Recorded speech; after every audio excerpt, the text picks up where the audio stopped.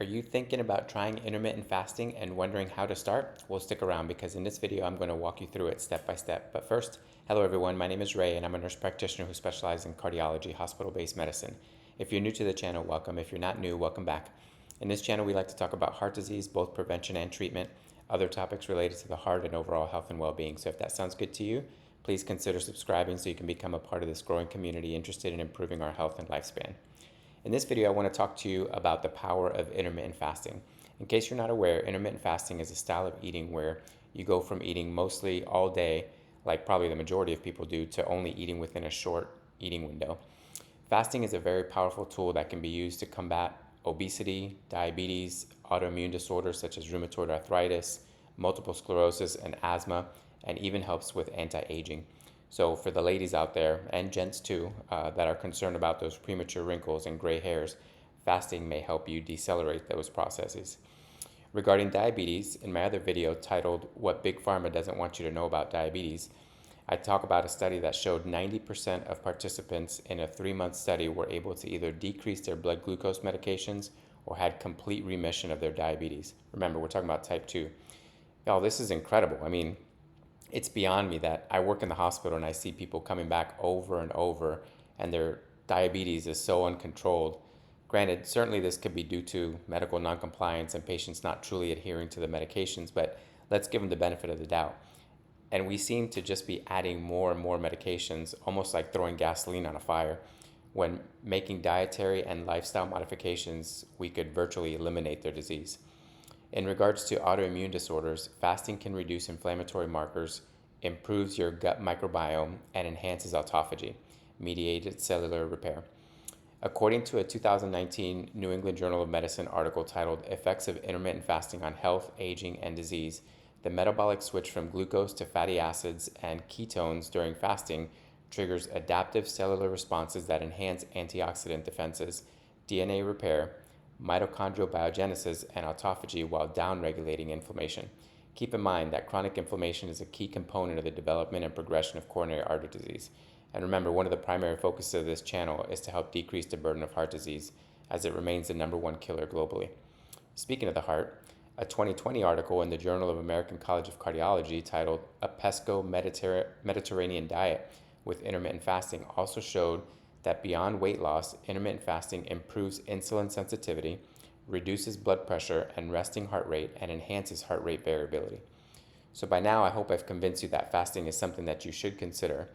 So you're probably wondering, is it safe? Well, generally speaking, most people should be able to tolerate fasting, and there are no well-established absolute contraindications to fasting in medical literature. However, the following high-risk populations should avoid it or proceed only with medical supervision.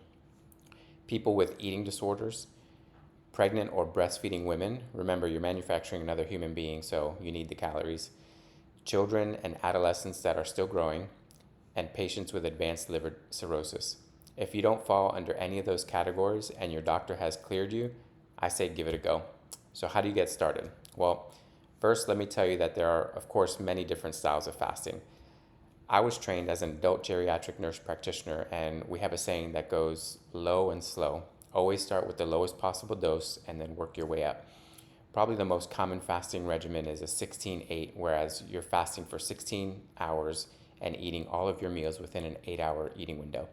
Typically with this style, you finish eating by 7 p.m. and don't start eating until 11 a.m. the following morning. But what I typically recommend is that you start with your last meal at 7 p.m. and then eat your first meal at 8 a.m. the following day. That will give you a 13-hour fast and help you get your feet wet. Do this for about a week or two and see how you do. If you're nailing it, push your breakfast time to 9 a.m. for another week or two, then 10 a.m., etc., until you get to that 16-hour point.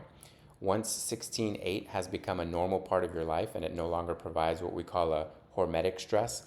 By the way, a hormetic stress is a concept that indicates that a brief intermittent exposure to certain stressors can improve your health and helps you build resilience towards future stressors. Then we can start incorporating longer fasts, such as an 18-6 or even 24, which means you're fasting for 20 hours and you're eating within a 4-hour eating window. And then the big one, of course, is a 24-hour fast. This might sound crazy to some people, but I promise you hundreds of thousands of people do this on a regular basis. and not only survive, but they actually thrive.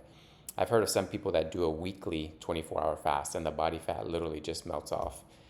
So now when you break your fast, the last thing you want to do is eat like a ding-dong, literally and figuratively speaking. No highly concentrated sweets to break your fast.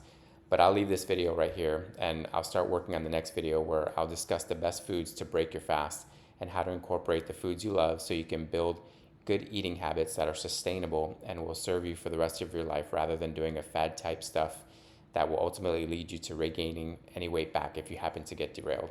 So if you've made it this far, I want to thank you for spending your time with me. I know time is one of our most precious gifts we can give and it's finite. So thanks for sharing yours with me today. If you have any questions about this or any video, feel free to leave me a comment. I read and answer them all, and I look forward to an engaging community. Remember, it's free to subscribe, so if you haven't subscribed yet, this is your sign. Also, please consider sharing this with the people you love in your life. By the way, please go check out my other video about how to count calories and stay in a calorie deficit. I think if you pair that information with this video, with the information from this video, and that one, you'll be well on your way to reach your goals. I'll see you in the next video. God bless you.